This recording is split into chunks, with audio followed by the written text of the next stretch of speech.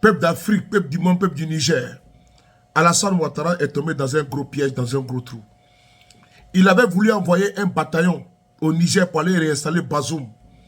Frères et sœurs, aujourd'hui, le président du Nigeria a envoyé une forte délégation à sa tête, le chef d'état-major même du Nigeria, pour aller faire la paix avec le Niger. Frères et sœurs, on écoute ensemble la vidéo. Ah non, Ouattara, vraiment mon Dieu, on écoute.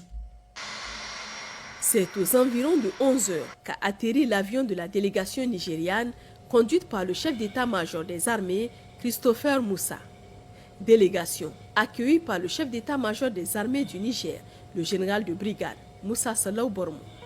Après les honneurs rendus à la mission à la base aérienne 101, les deux chefs d'état-major ont eu un tête-à-tête avant de se diriger au Centre international des conférences Mahatma Gandhi, où les deux parties ont eu une réunion. Le chef d'état-major du Niger, dans son intervention, a salué ce déplacement de l'armée nigériane, même si les deux pays ont connu une période de turbulence suite à la décision de la CEDEAO de mener une intervention militaire au Niger. Il a également rappelé les liens séculaires entre ces deux pays frères. Le contexte géopolitique et sécuritaire mondial et sous-régional de nos jours nous impose encore plus un raffermissement de leurs rapports sur tous les plans. En effet, comme vous le savez déjà, depuis plus d'une décennie, notre sous-région est confrontée à une insécurité grandissante liée au terrorisme, au grand banditisme et au trafic en tout genre qui endeuillent nos populations et agissent négativement sur notre aspiration à un développement équilibré. En plus de ce défi qui tend à se perpétuer dans notre sous-région, le Niger est confronté à des velléités de déstabilisation des forces étrangères à notre espace à travers la désinformation et les actions subversives. Ainsi, nos défis, surtout sécuritaires, sont multiples et multiformes. La nature des conflits et la capacité de résilience des groupes associés aux actions malsaines nous imposent la recherche de solutions pérennes et une adaptation continue aux menaces actuelles et futures.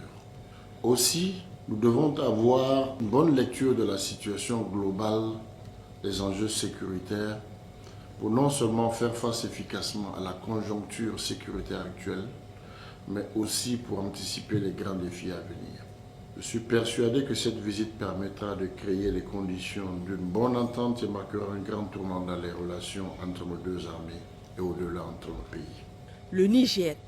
Après plusieurs heures d'échange, cette rencontre de travail entre l'armée nigérienne et nigériane a été sanctionnée par un communiqué final conjoint signé par les deux chefs d'état-major.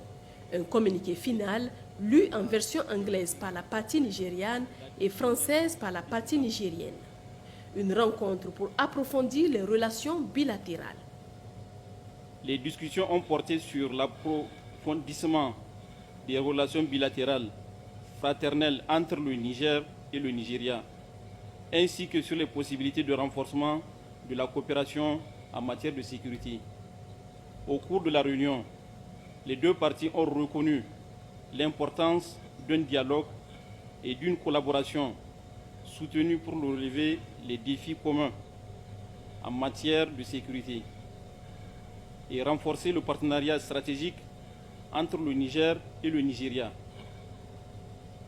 Elles ont souligné la nécessité de maintenir et d'étendre la coopération existante, y compris les opérations militaires conjointes, l'échange de renseignements et la coordination tactique. Les deux parties ont reconnu l'impact significatif de la prolifération des armes légères et de petit calibre sur la sécurité. Elles ont reconnu que l'accès généralisé à ces armes contribue à accroître l'instabilité et les conflits dans la région. En conséquence, elles ont convenu d'intensifier leurs efforts pour endiguer les flux illicites d'armes légères et de petit calibre, en s'engageant à collaborer à travers les initiatives pour renforcer la sécurité des frontières et soutenir les efforts régionaux et internationaux afin de contrôler et réduire la dissémination de ces armes. Cette rencontre a également abouti à plusieurs accords. Les deux parties ont réaffirmé leurs engagements à reprendre et à renforcer leur collaboration en vue d'assurer la stabilité et la sécurité régionale. La partie nigériane a réaffirmé que le Nigeria est universellement connu pour son adhésion au principe de bon voisinage et qu'il ne serait pas utilisé pour déstabiliser le Niger ou l'un de ses pays limitrophes. La partie nigérienne a affirmé qu'elle était prête à reprendre une participation active de coopération en matière de sécurité dans le cadre de la Force multinationale mixte, FMM.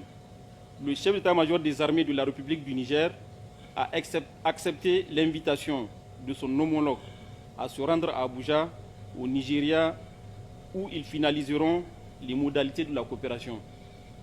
Les deux chefs d'état-major des armées ont également convenu de la mise en place d'un groupe consultatif composé des deux parties et chargé de discuter des questions diverses d'intérêt mutuel et de maintenir un dialogue permanent entre les deux armées.